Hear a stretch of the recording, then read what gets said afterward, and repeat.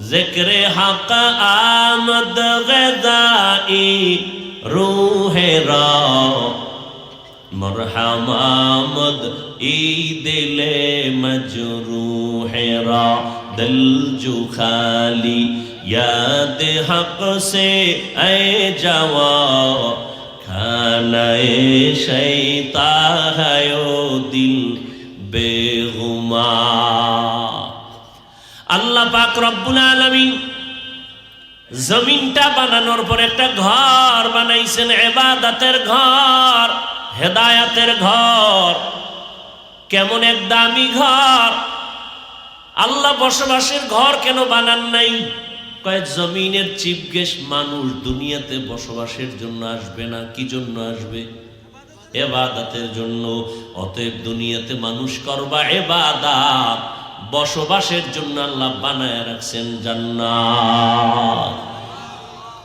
এত সুন্দর দামি একটা ঘর, যেই বাইতুল্লাহর দিকে তাকায় থাকবে আমল নামায় অনবরত সওয়াব লেখা হবে। এমন একটা দামি ঘর, যেই বাইতুল্লাহর আঙ্গিনার মধ্যে 1 রাকাত নামাজ পড়বে 1,00,000 রাকাত নামাজের সওয়াব পেয়ে যাবে। মক্কার মানুষ কতটাই চরিত্রহীন, খারাপ, এত সুন্দর দামি ওই ঘরটাকে নারী পুরুষ উলঙ্গ হয়ে তাওয়াফ করে। এতটাই খারাপ মক্কার মানুষ, বাবা হইয়া নিজের আপন কন্যাকে জ্যান্ত দাফন করে মেরে ফেলে। এই চরিত্রহীন মানুষগুলোর মাঝে আল্লাহ নবীকে পাঠাইলেন রহমত করিয়া। আমার নবী এমন রহমতের বাড়ি ধারা নিয়ে জমিনের মধ্যে আগমন করলেন। এই চূড়ান্ত খারাপ মানুষ নিজের আপন কন্যাটারে হত্যা করে। কত নিষ্ঠুর বাবা! নারীদেরকে পছন্দ করে না, কন্যা পছন্দ করে না। আমগো এই যুগেও কিছু কুলাঙ্গার আছে, কন্যা সন্তান পছন্দ করে না। আছে না নেই? মাইয়া হইলে বউর সাথে ঝগড়া লাগায়, কথা বলে না। বউ কি মাইয়া বানাইছেন? তো বউর সাথে ঝগড়া কেন? লিল্লাহি মুলকুস সামাওয়াতি ওয়াল আরদ ইয়াহাবু লিমান ইয়াশাউ ইনাসা ওয়া ইয়াহাবু লিমান ইয়াশাউ যুকুর আও ইউযাওয়িজুহুম যুকরানা ওয়া ইনাসা ওয়া ইয়াজআলু মান ইয়াশাউ আকীমা ইন্নাহু আলিমুন কাদির।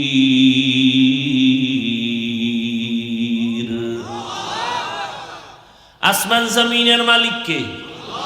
আল্লাহ বলেন আমি কাউকে ছেলে দেই, কাউকে মেয়ে দেই, কাউকে দোনোটা দেই, কাউকে কোনোটাই দেই না। ক্ষমতা কার?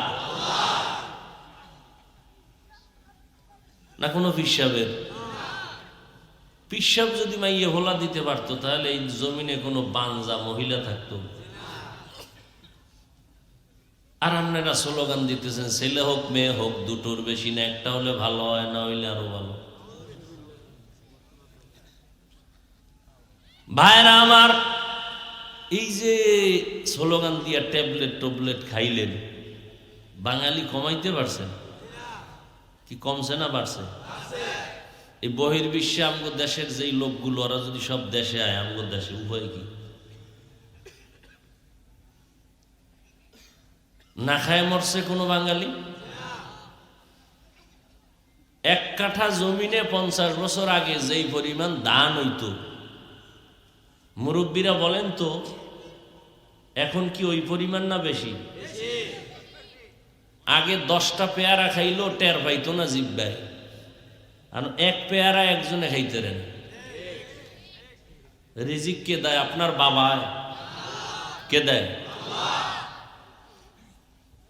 তো বান্দা দিতেছেন আল্লাহ, খানার ব্যবস্থা করতেছেন আল্লাহ, আপনার এত টেনশন কেন?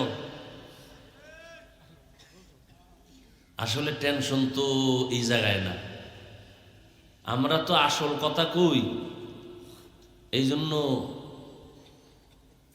মানুষ আমাদেরকে অপছন্দের নজরে দেখে। আসল কথাটা কি জানেন? জন্ম নিয়ন্ত্রণের পৃথিবীর ইতিহাসে প্রথম প্রবক্তা যিনি এলো নমরুদ। কে? আর জন্ম নিয়ন্ত্রণের ডাইরেক্টর ইব্রাহিম নবীর বাবা আজর। বর্তমান দুনিয়াতেই জন্ম নিয়ন্ত্রণের যারা গোড়ায় বসা সব বেঈমান। আশ্চর্য খবর হলো একটা বেঈমানের ঘরেও সন্তান কম নাই, সব ঘরে সন্তান বেশি, কারণ একটাও ট্যাবলেট খায় না। যত খাওয়ায় মুসলমানের, কারণ ওরা চায় মুসলমানের সংখ্যা কমে যাক। কিন্তু মাওলায় বাড়াইলে ফিরেই পারবেন না। হ্যাঁ, দেখছেননি একসাথে 5টা, একসাথে 4টা, ওই সেদিনও শুনলাম একসাথে 4 সন্তান, 5 সন্তান। মাও সুস্থ, বাচ্চারাও সুস্থ। আল্লাহ রহমতের নবী দুনিয়াতে আসছেন, চূড়ান্ত খারাপ মানুষগুলোকে মাত্র 13 বছরের মধ্যেই স্বর্ণের মানুষ বানায় দিয়েছেন। আল্লাহ বলেন, জিব্রাইল একটা লিস্টি দিলাম, যাও আমার নবীরে জানায় দাও। এই লিস্টির ভিতরে যাদের নাম আছে নবী যেন ঘোষণা দিয়ে দেন রাব্বিনা হিসাবে জান্নাতি। দুনিয়াতে থাকতে আল্লাহ জান্নাতের টিকিট দিয়ে দিলেন 10 জন সাহাবা। কয়জন?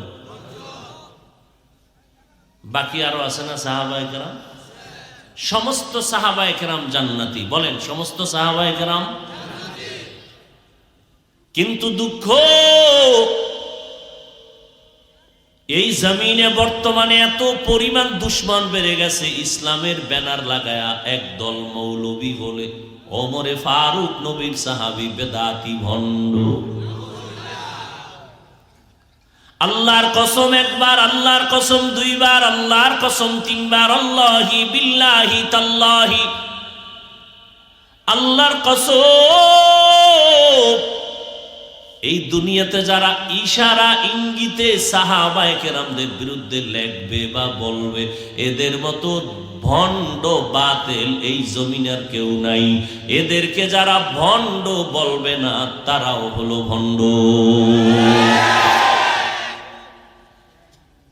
আল্লাহ হেদায়েত দান করেন। সাহাবায়ে কেরামের বিরুদ্ধে বলা যাবে? বলার মতো মানুষ বর্তমানে আছে না নাই? হক না তারা বাতিল? খুব সতর্ক থাকবেন। নবীজি যে 13 বছরের মধ্যে মক্কার খারাপ মানুষগুলো ভালো বানাইলেন, কতটা বেতের বাড়ি দিছেন? একটা বেতের বাড়িও নবী ব্যবহার করেন নাই। কেমন নবীর আদর্শ যে জিন্দেগিতে একটা মিথ্যা কথা বলেন নাই। নবী কোনোদিন চোখ গরম করে তাকান নাই। নবী হাজারো গালি শুনছেন, কারো গালির জবাব দেন নাই। রহমতের নবী দামি মানুষে পরিণত হয়ে গেল। আমরা সেই রসুলের উম্মত। এই ময়দানে বহু মানুষ বসা, কালকে বলবে অনেক লোক হয়েছে। চায়ের দোকানে বসে বলবে অনেক লোক হয়েছে।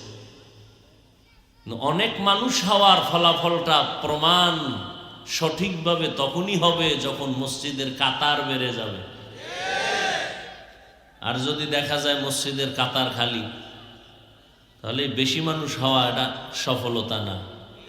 তেদাত মাকসাদ নেহি, মকবুলিয়ত মাকসাদ হ্যায়।